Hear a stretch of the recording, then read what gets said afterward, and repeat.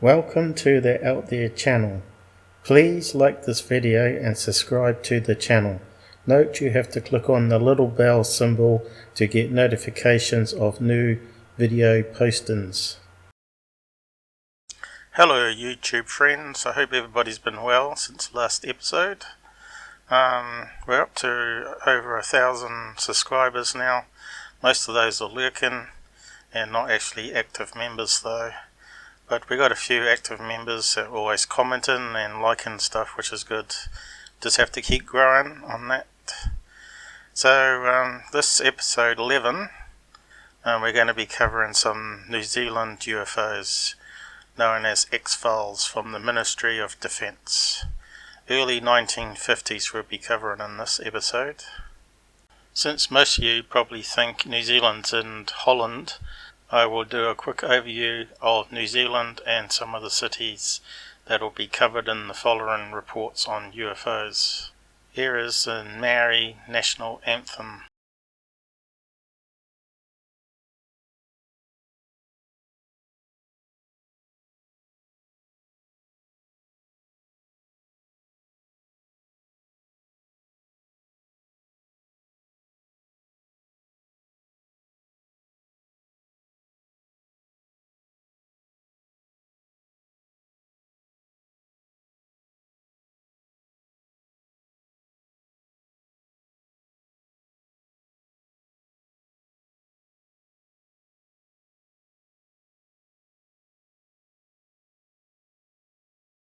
Kiwi Joker.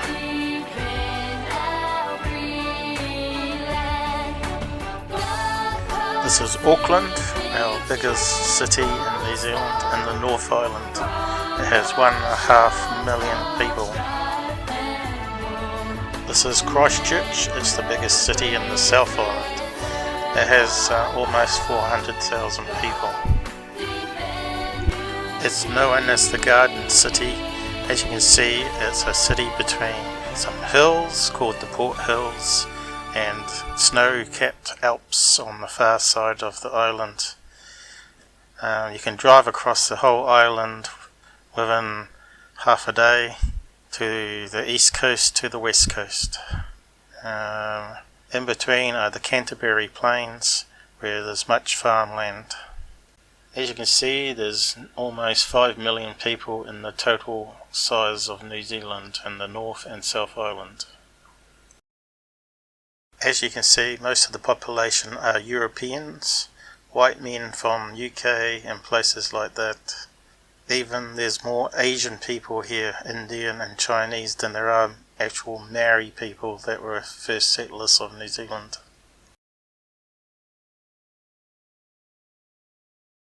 Well, I hope you liked that little introduction about New Zealand. Now on to the actual UFO business. Here is a chart listing how many sightings were spotted of UFOs in 1952. As you can see, the total was 153. That's quite a lot considering the size of the islands. Most of the sightings are in the North Island, 20 in Auckland and 18 in Hawke's Bay. Before I go over the reports, have a look at all these different shaped UFOs that have been charted. I might turn this into a logo for a t-shirt at some stage. It's a very interesting chart. So what do you think? Different alien races visiting us, or they just have different vehicles like we have different cars?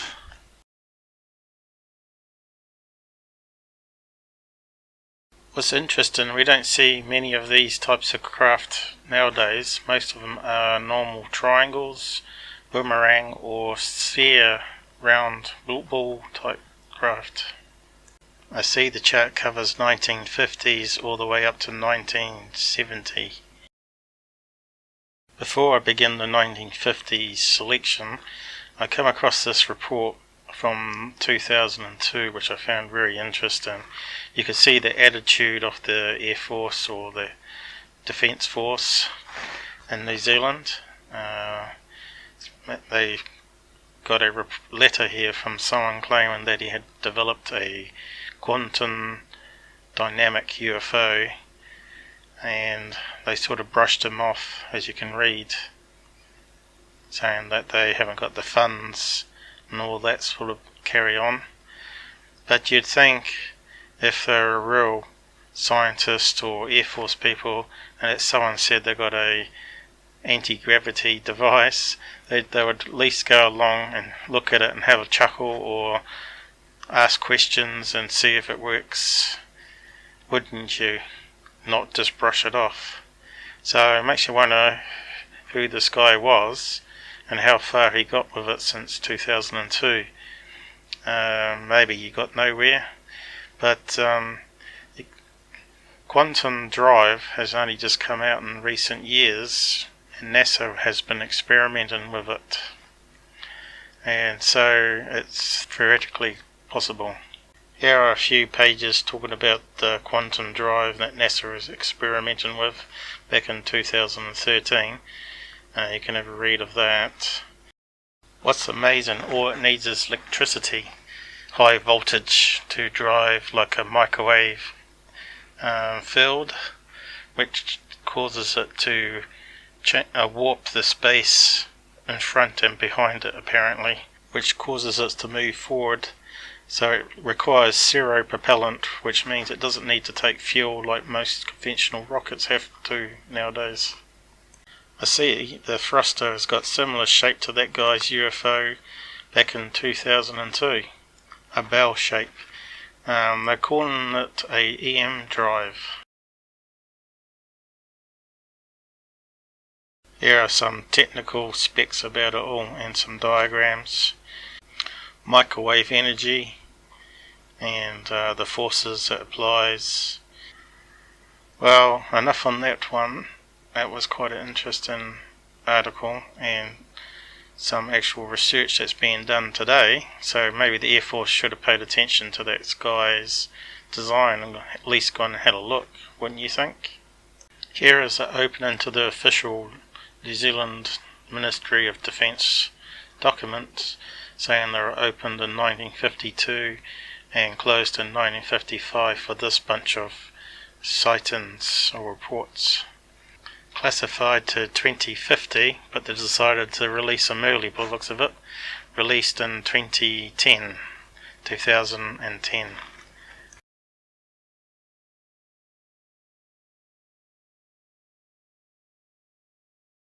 As you can see, the quality of some of the files kept is real low quality. Looks like they've cut out some paper clippings, or they were sent paper clippings of various sightings. I'm not too sure on that, but you can see when they're scanned in, they're very dark, and the old typewriter type fonts used in those old days. We're so lucky nowadays to have so much technology and way in doing things. Looks like a few of these reports coming through are from credible people like police officers, security guards, and airline pilots and farmers. Looks like they're coming from mostly the North Island, around Auckland and Hamilton.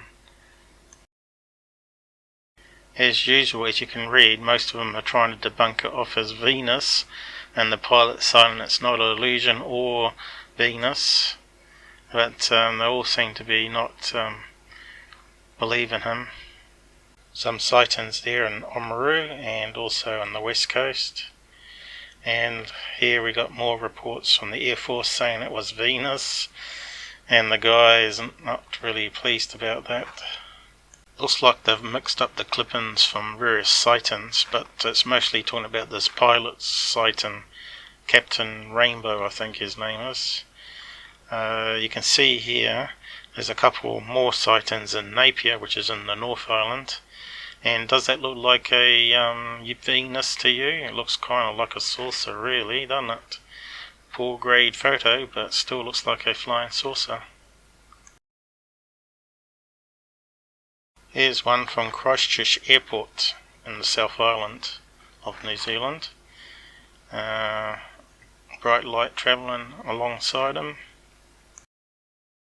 Seems like the Defence Force didn't really know what to do with these reports, or they simply brushed them off.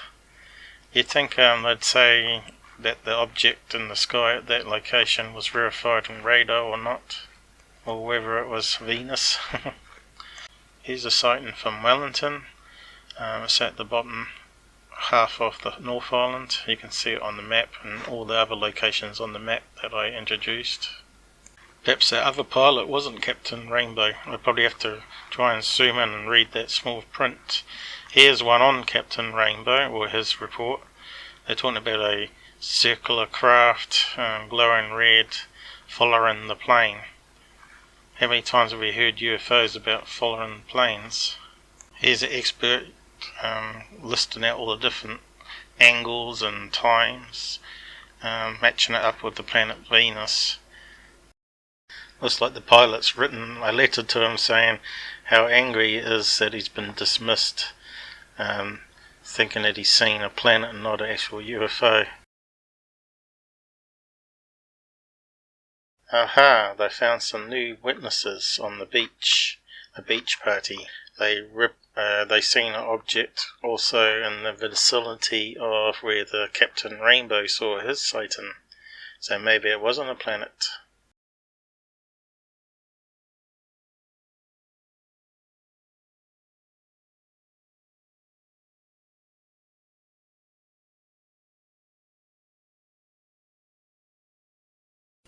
Here we got some more sightings, this time from Whangarei and also Dunedin, fishermen.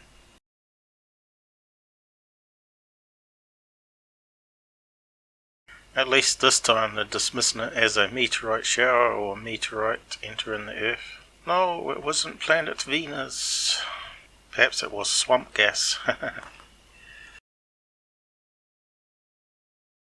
Again, it's not too clear if it's the same object, but this one's hovering over the sea, they say, so it's clearly not moving across the sky like a meteorite.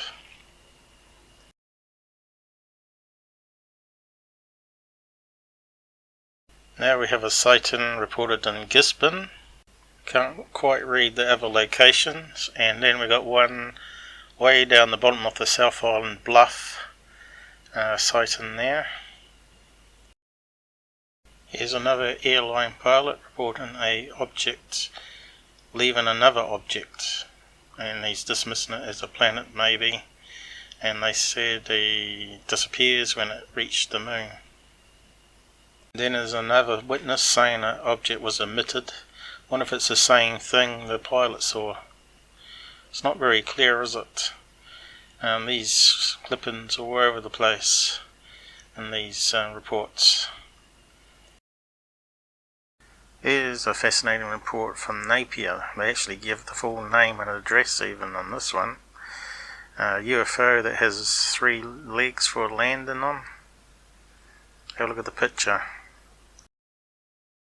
Not the greatest drawing, but it kind of looks like a barbecue.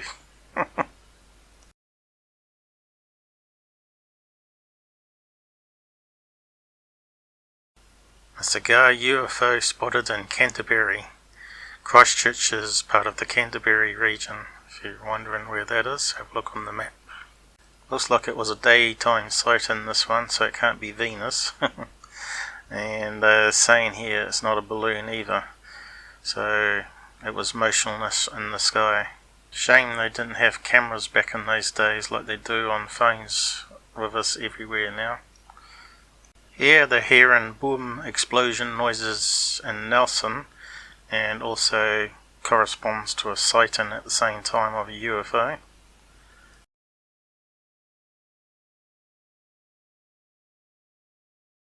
A whole collection of sightings around Auckland on different days.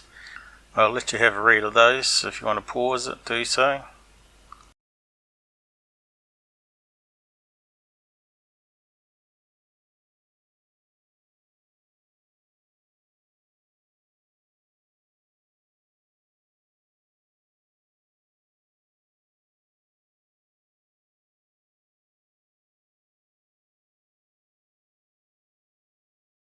I see around about the same time there was a sighting in Rotorua.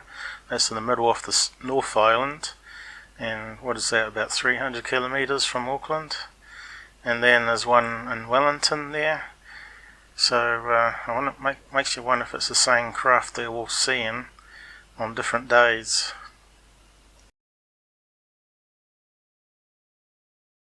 Here's a slightly different report to all the other ones. This one says he got a voice in his head to look out the window. How many other cases have we heard of people saying they hear things in their head or their minds altered somehow?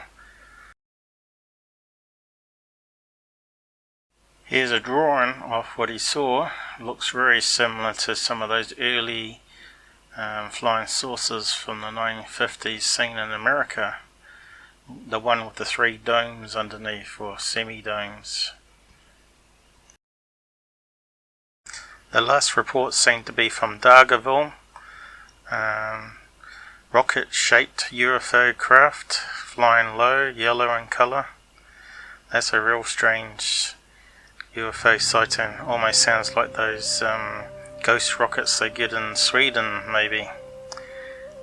To wrap up the episode, I'm just going to show you a drawing from South Africa. I'm not too sure on the year number. I don't read it anywhere. Really weird looking creature these are. Don't look like the normal greys. They've got different hands. So it makes you wonder if it's a different species or maybe someone's fabricating a story here. So thanks for watching, and hope you enjoyed the episode, and like the video on the way out if you enjoyed it, and please subscribe if you're not a member, and I hope to see you again on the next episode. Good night and take care.